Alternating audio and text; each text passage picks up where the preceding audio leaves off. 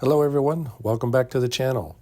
This is a real quick video, only a couple minutes long. A little kid came to me by referral because he had an ORBEEZ stuck in the ear. The other providers were unable to get to it and reach it.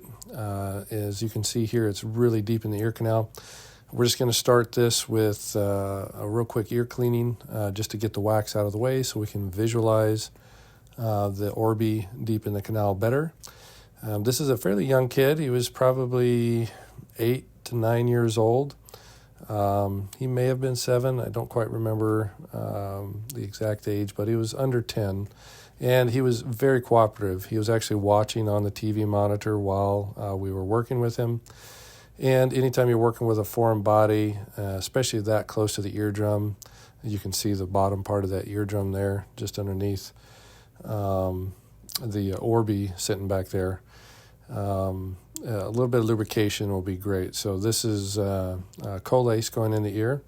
As you know, that's my go-to for lubrication. And we're just going to clean up a little bit of the excess Colace, clean up a little bit of cerumen and some squamous epithelial debris.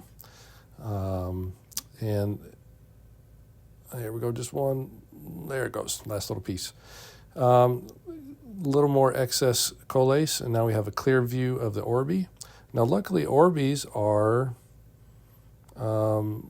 soft enough that they will adhere and stick to the suction tip with a vacuum, and it's able to slide out quite easily.